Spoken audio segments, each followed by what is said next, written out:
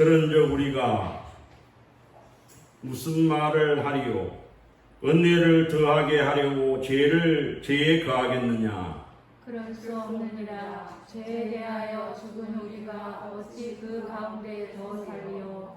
무릇 그리스도 예수와 합하여 세례를 받은 우리는 그의 죽으심과 합하여 세례를 받은 줄을 알지 못하느냐? 그러므로 우리가 그의 죽으심과 합하여 세례를 받음으로 그와 함께 장사되었나니 이는 아버지의 영광으로 말미암아 그리스도를 죽은 자 가운데서 살리심과 같이 우리로 또한 새 생명 가운데서 행하게 하려 하노라. 만일 우리가 그의 죽으심과 같은 모양으로 연합한 자가 되었으면 또한 그의 부활과 같은 모양으로 연합한 자도 되리라. 우리가 알거니와 우리의 옛사람이 예수와 함께 십자가에 못 박힌 것은 죄의 몸이 죽어 다시는 우리가 죄에게 종노릇하지 아니하려 함이라니. 이는 죽은 자가 죄에서 벗어나 의롭다 하심을 얻었음이라. 만일 우리가 그리스도와 함께 죽었으면 또한 그와 함께 살 줄을 믿노니. 이는 그리스도께서 죽은 자 가운데서 살아나셨음에 다시 죽지 아니하시고 사망이 다시 그를 주장하지 못할 줄을 알미로다.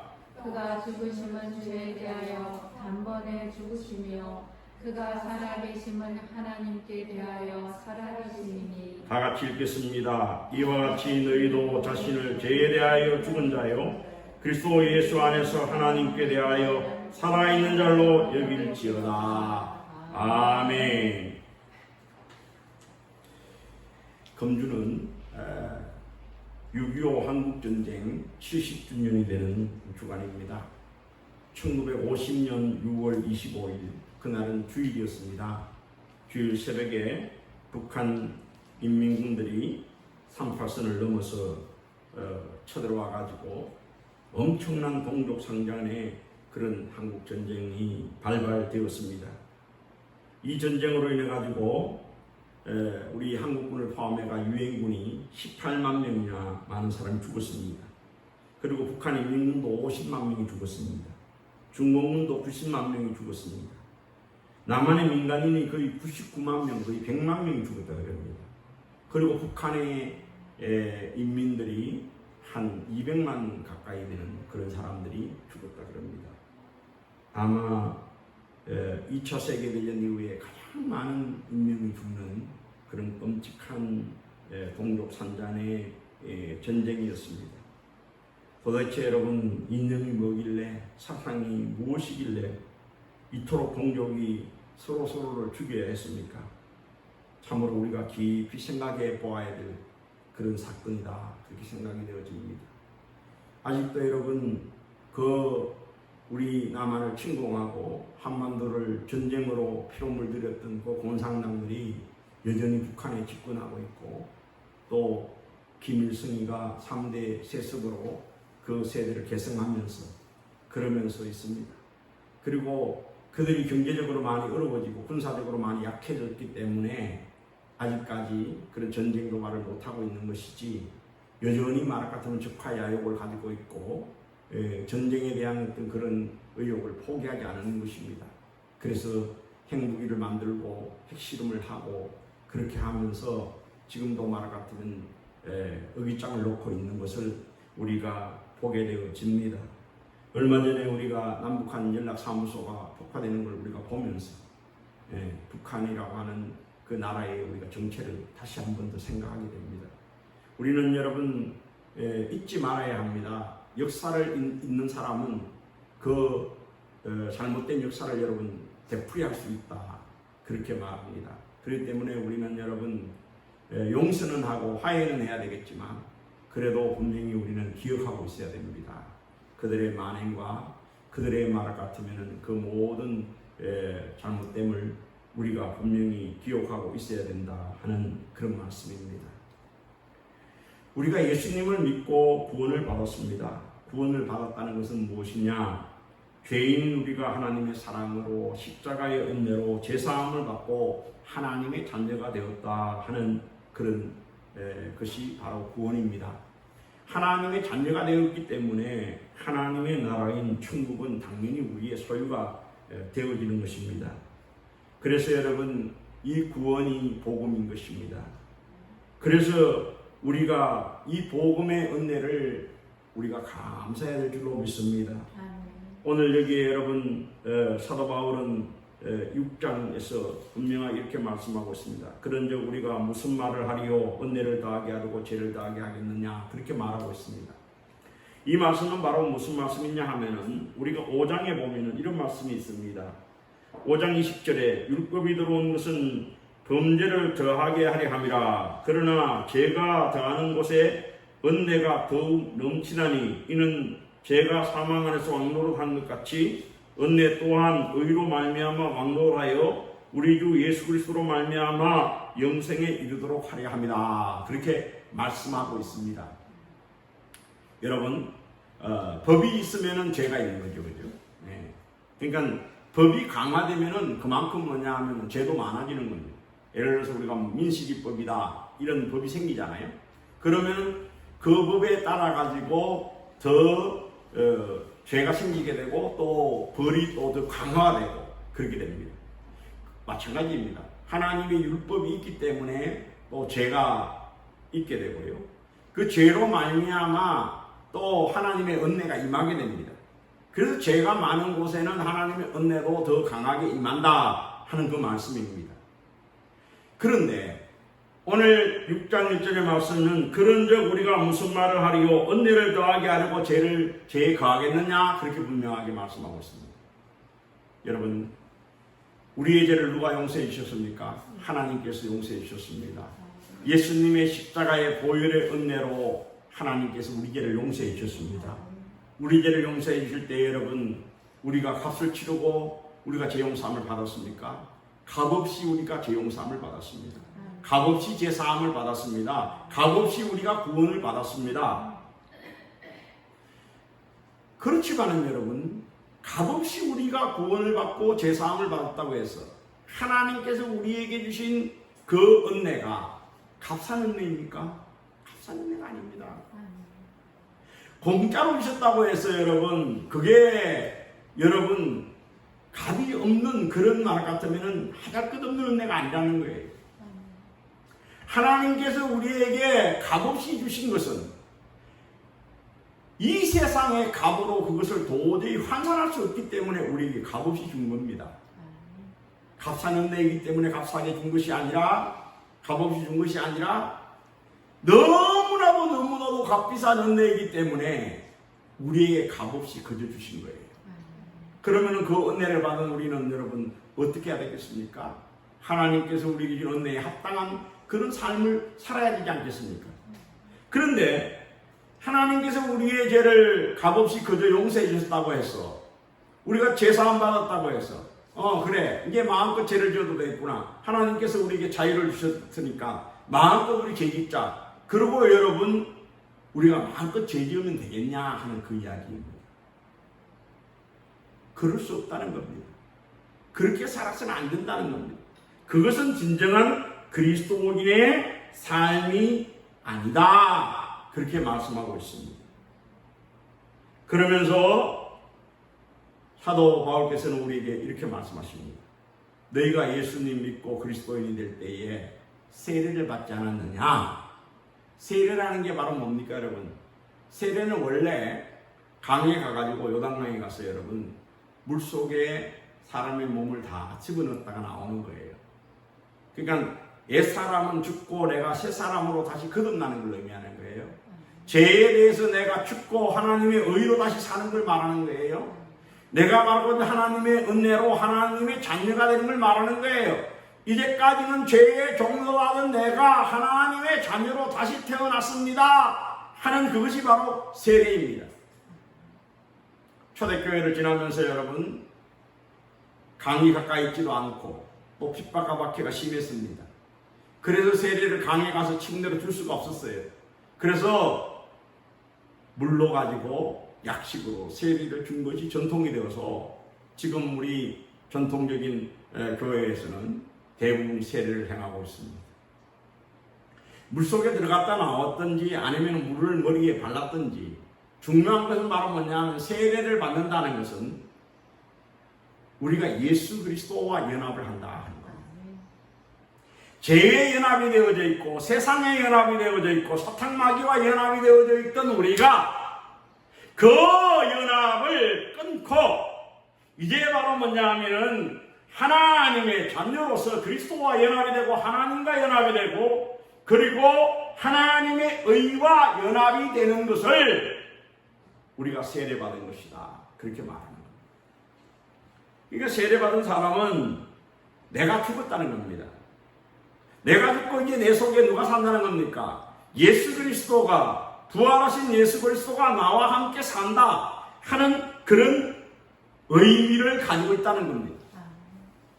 여러분 그렇기 때문에 우리 그리스도인들은 여러분 누구와 연합해야 됩니까?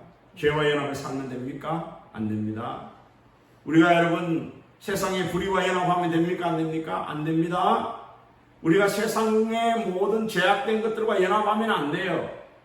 그것이 여러분 우리의 삶을 규정할 수가 없습니다. 그것이 우리를 말 같으면 여러분 그렇게 끌고 갈 수가 없습니다. 분명히 우리가 알아야 합니다. 우리는 여러분 하나님께 속한 자입니다. 하나님께 연합한 자입니다.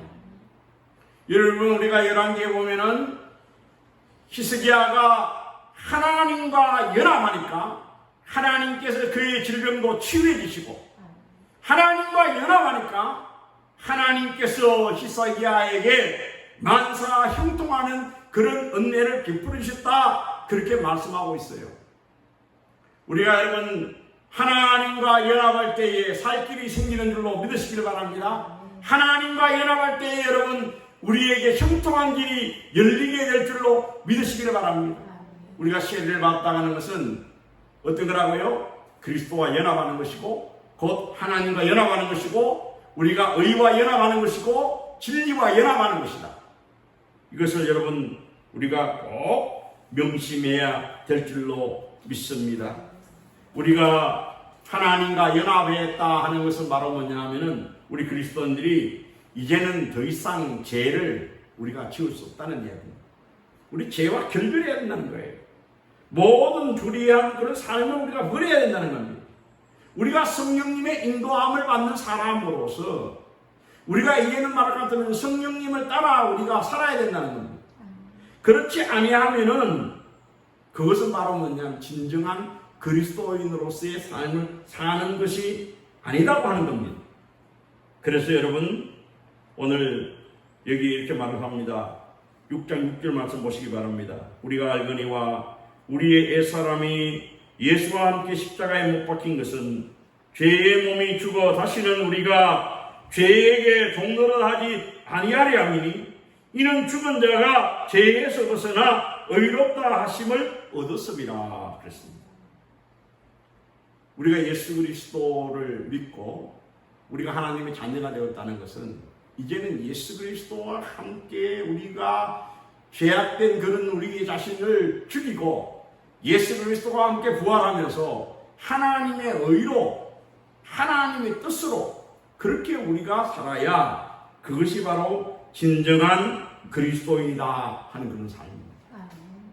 그렇기 때문에 우리 그리스도인의 삶은 여러분 날마다 우리가 죽어야 돼요. 누가 죽어야 돼요? 나의 자아가 죽어야 돼요. 나의 죄성이 죽어야 돼요. 나의 그런 정욕과 욕심과 나의 모든 인간적인 생각들과 나의 모든 것들이 여러분 십자가의 못을 박아야 합니다. 그리고 내가 예수 그리스도 안에 다시 살아나야 되는 거예요. 왜? 우리는 여러분 이 세상에 살아가는 동안에 예수님을 믿고 하나님의 은혜로 의롭다함을 받아서 의인이 되었지만 우리가 완전한 의인이 된 게 아닙니다. 우리는 여전히 말할 것 같으면 죄인입니다. 그렇기 때문에 아직까지 죄의 근성이 우리들 속에 있습니다. 죄의 속성이 우리들 속에 있습니다. 그렇기 때문에 여러분 우리가 끊임없이 우리 자신을 성찰하지 아니하고 우리가 회개하지 아니하고 우리 자신들을 죽이지 않고 우리 자신들을 부인하지 않으면은 끊임없이 나의 정욕이 나의 욕심이 나의 생각이 내 뜻이 내 모든 것이 여러분 살아나가지고 그것이 나를 장악해버리는 거예요. 나를 지배해 놓은 거예요. 그래서 결국에는 우리를 뭘 만들어 버리니까 우리를 죄의 종로로 하도록 다시 만들어 버린다, 그런 이야기입니다. 그래서 우리 그리스도인들의 삶은 여러분, 날마다 우리가 자기 자신을 부인하는 삶이 돼야 되고 자기 자신을 죽이는 삶이 돼야 되고, 그래서 말 같으면은 우리가 순교적인 그런 삶을 살아야 된다 하는 그런 이야기입니다. 여러분, 6.25 전쟁 때 인민군이 쳐내려왔습니다. 그래서 많은 교회를 불태웠어요. 그리고 많은 목회자와 그리스도인들이 여러분 순교를 했습니다. 논산에 가면은 여러분 병촌성결교회라는 교회가 있습니다. 이 교회는 교인이 그 당시에 여러분 74명이었다고 그럽니다. 그런데 인민군들이 와가지고 점령을 했습니다. 그리고는 주일날이 되었는데 예배를 못 드리게 합니다. 예배를 드리지 말라는 거예요. 왜? 여러분, 공산주의자들은 뭐예요? 무신론자들이에요. 그 하나님이 없다고 하는 자들입니다. 그들은 말하자면 인민이 역사의 주인이라고 하고, 그리고 인민이 모든 걸 다 해야 된다고 하면서 하나님을 부인한 자들입니다. 그런데 여러분, 교회에 예배드리러 가니까 교인들을 여러분 죽였습니다. 몇 명을 죽였느냐? 66명을 죽였어요. 74명의 교인 중에서 66명을 죽였습니다. 그 중에 여자 성도들이 39명, 남자 성도가 27명. 그래서 구약 39, 신약 27, 성경이 66권인데 그 숫자대로 말할 것 같으면 죽었어요. 지금도 그 논산의 병촌성결교회 가면 여러분 6.25 순국 기념관이 있고, 그리고 기념비가 있습니다. 그것뿐만 아닙니다. 여러분, 전라남도 영광에 가면은 거기에 야월교회라는 교회가 있습니다. 이 야월교회는 여러분 65명의 교인이, 전교인이, 인민군들이 예배를 드린다는 이유로 여러분 죽였습니다. 또 그 옆에 있는 영산교회에도 여러분 77명이 하나님을 믿고 예배를 드린다는 이유로 죽였습니다. 또 여수에서는 여러분 손양현 목사님과 200명이나 되는 많은 사람들이 인민군에 의해서, 또 빨갱이들에 의해서 여러분 죽었습니다. 왜? 예수님을 믿는다는 이유로, 예수님을 버리지 않았다는 이유로 죽였습니다. 여러분, 파악은 되지 않았지만은 전국적으로 인민군이 이 남한 땅을 점령하고 있는 그 기간 동안에 무수히 많은 사람들이 순교를 했습니다. 그것뿐만 아닙니다. 여러분, 북한이 공산화되면서 북한에 있는 그 많은 교회들이 얼마나 여러분 많은 핍박을 받고 탄압을 받고, 거기에 있는 목회자들과 그리고 거기에 있는 장로님들과 거기에 있는 집사님, 권사님들이 여러분 순교를 했는지 모릅니다. 어떻게 보면 여러분, 한국의 북한교회 역사나 남한교회 역사는 순교의 역사예요. 그런 가운데에서도 이 교회는 여러분 꺼지지 않고 이렇게 말할 것 같으면 불타오르는 거예요. 여러분, 지금도 북한 땅에는 여러분 지하교회가 있습니다. 지하교회 성도들은 예배를 드리는 것이 발각되면은 정치분 수용소인 요덕 수용소에 가든지, 아니면은 그 자리에서 말할 것 같으면 총살로 처형을 당합니다. 그런 말 같으면 엄중한 순교적인 상황에서 정말 신앙을 지키는 그런 교회들이 있고 그런 성도들이 있습니다. 우리가 하나님께 예배드리는 건 여러분 어떤 의미에서 우리의 목숨보다, 우리의 생명보다도 더 귀중하다 하는 것을 우리가 분명히 고백할 수 있어야 됩니다. 아멘. 그래야 여러분 하나님이 기뻐하시는 영과 진리로 드리는 신령한 예배를 우리가 하나님께 드릴 수 있습니다. 아멘. 우리가 다니엘서 3장을 보게 되면은 거기에 여러분 유명한 다니엘 세 친구의 이야기가 나옵니다. 사드락과 메삭과 아벤노고라는 이 세 친구가 나오는데, 그 바벨론의 여러분 절대 군주였던 느부갓네살 왕이 두로 평지에 금신상을 만들었습니다. 그리고 모든 사람들이 다 그 금신상에 절을 하라고 그렇게 이야기했습니다. 만약 절을 하지 않는 사람이 있다고 한다면은 풀무불을 만들어서 그 풀무불에 던져넣겠다, 그렇게 얘기합니다.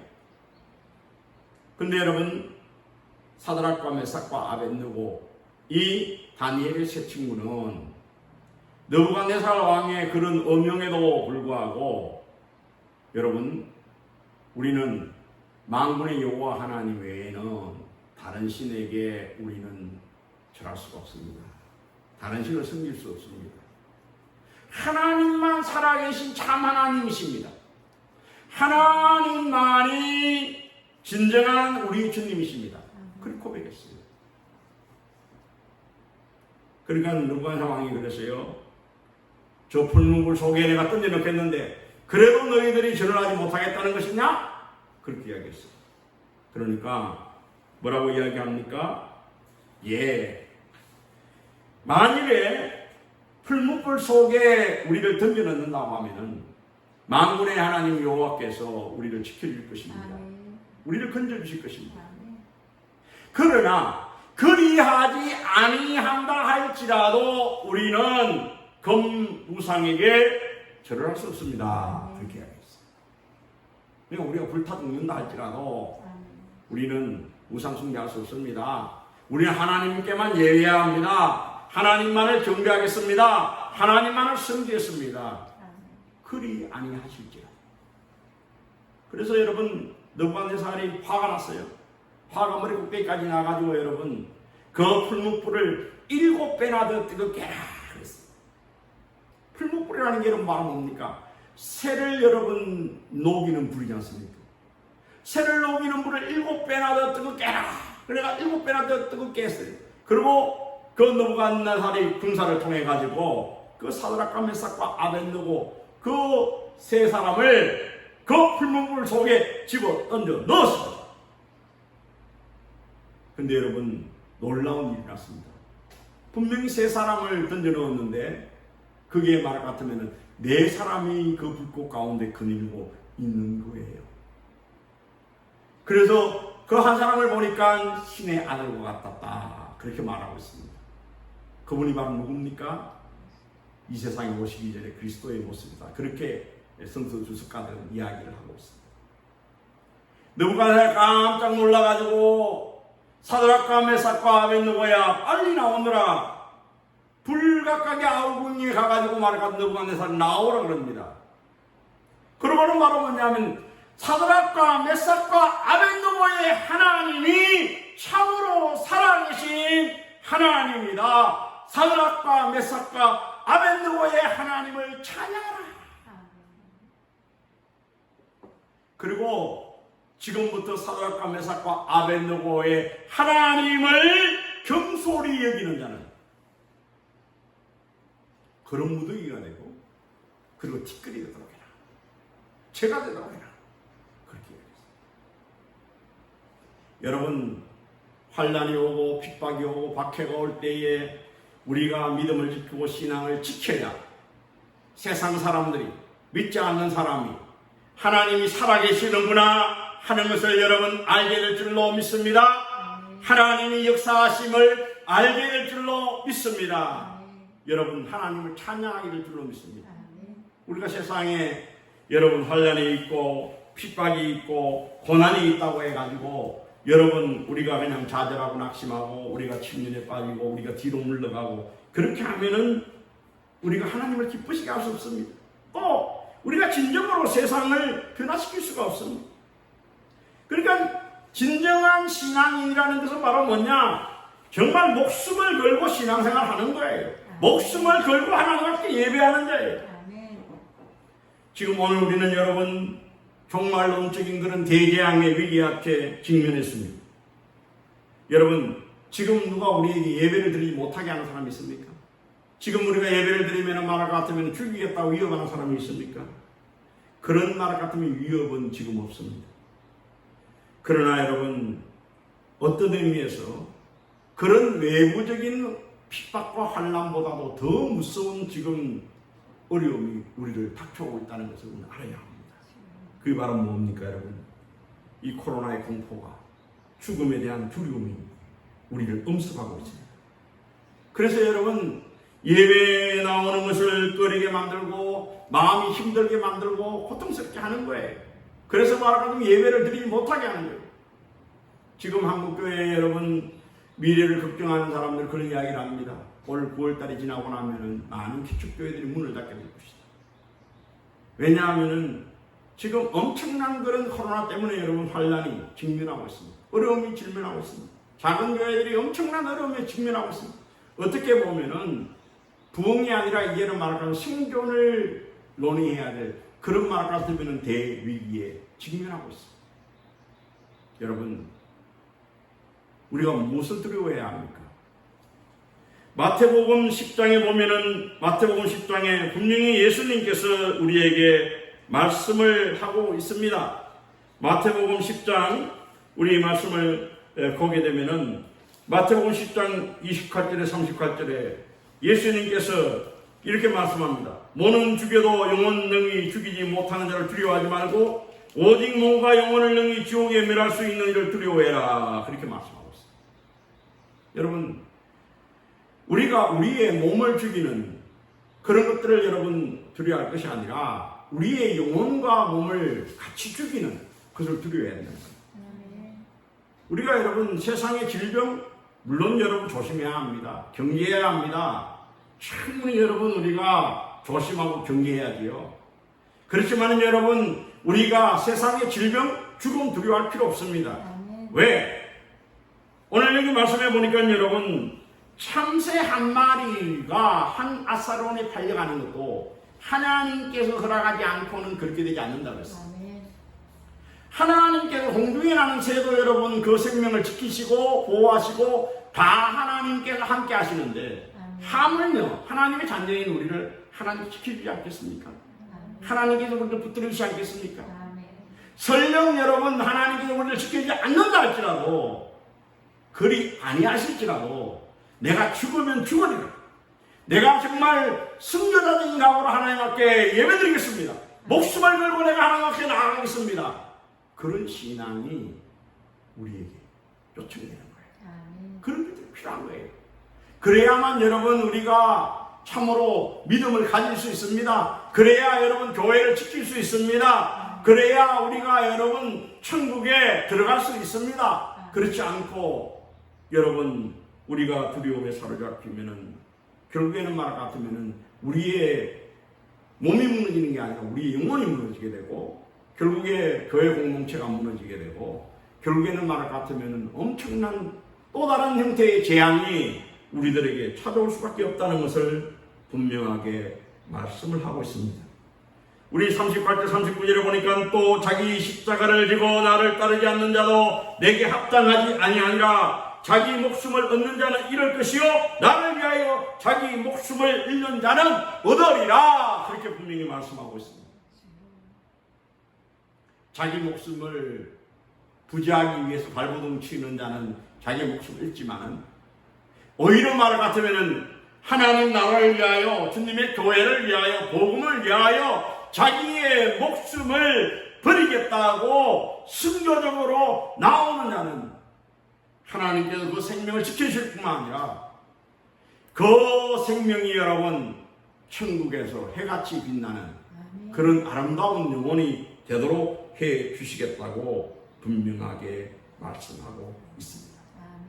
여러분 우리가 진정한 신앙이 되기 위해서는 끊임없이 우리 자신들을 부인해야 됩니다. 그 십자가를 지지 않으면 안 됩니다. 우리 자신들의 정욕과 탐욕과 욕심과 재성을 십자가에 못 박지 않으면 안 됩니다. 온전히 예수 그리스도와 연합하고 예수 그리스도로 우리가 부활하지 않으면 안 된다는 거예요. 진정 우리 속에 여러분 예수님의 복음이 있습니까? 예수님의 정신이 있습니까? 예수님의 생명이 있습니까? 그것이 없다고 한다면 여러분 우리는 죽은 신자예요.